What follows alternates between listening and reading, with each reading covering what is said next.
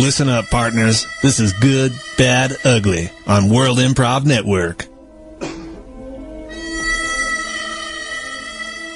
Well, hello, everyone. I am Alex. I'm Asa. I'm Jim. And we are your astute wind counselors for the week to get you through any problems you might have or any daily grind issues you want to address. So let's go right to it. Our first question is from Mary from Glasgow, Scotland. She writes, Dear Win, are men in the United States as mean and stupid as men in Scotland? Asa?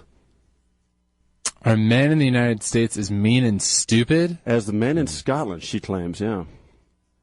I don't know. I've never been to Scotland, but I'll say no. Okay. Because I think in the United States, men grow up with Mr. Rogers. Oh, that clearly makes him happy. Well, he's a model. He's a model man. That's true. And as far as I know, they didn't show that in Scotland. So without Mr. Rogers as a model of etiquette and charm, morality, gentlemanship, neighborliness. Yeah, then they don't stand a chance at being intelligent and kind people. What about you, Jimbo? What do you think about that? Oh, I think men in the United States are absolutely much meaner than the men in Scotland. Oh, really? Far and away. Yeah, because men in Scotland, especially in their relationships to women and the female gender, they're much closer to understanding the plight of the woman in modern society because they're raised wearing kilts, and they understand what it's like to not have pants with a crotch in them. But hey, you know, that's exactly where I was going to go with this, because I think the reason why men in Scotland are much nicer, Mary, is because you're right. They don't have the restriction on their genitalia, you know, walking around with kilts over there in Scotland, and also letting that cool air kind of, waif around any issues. Yeah, so I'd love to start wearing a kilt in August. Yeah, and especially nowadays with all the guys over here wearing the skinny jeans. I mean, how the heck can you even move, breathe, or even have a good day under that kind of scenario? Yeah. I don't know.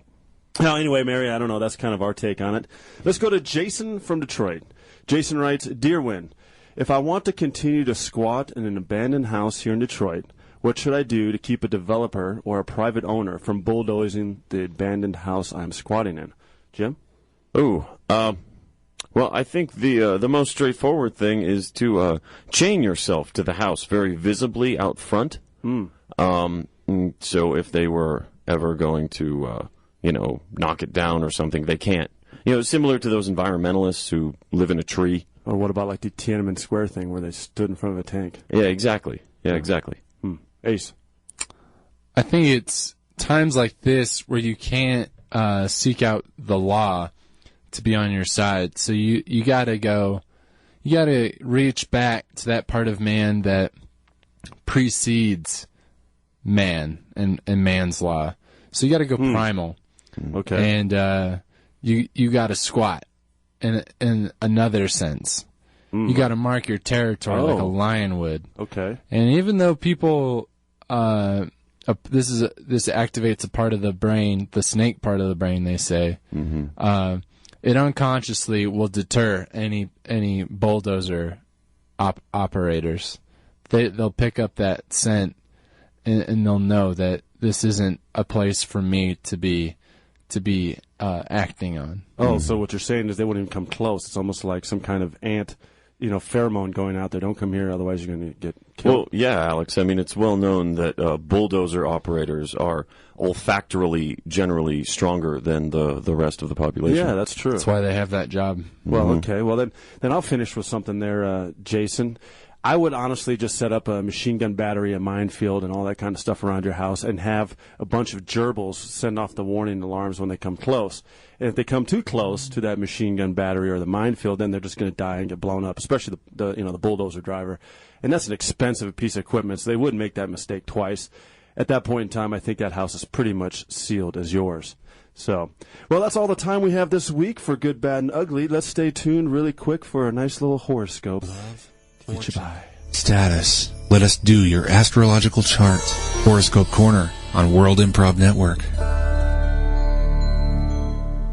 All you Capricorns out there, just think about the fact that maybe corn isn't in your diet. Maybe it is. If so, put a cap on your satiated self. Capricorn. Bye-bye.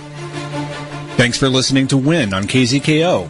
Don't forget to interact with the cast by sending your suggestions for each segment throughout the week by hitting them up on Facebook at World Improv Network, Twitter at World Improv Net, or the Win KZKO blog. See you next week. You are listening to Win on KZKO. Check them out every Monday from 4 to 5 p.m. Mountain Time. Only on KZKO The Vibe.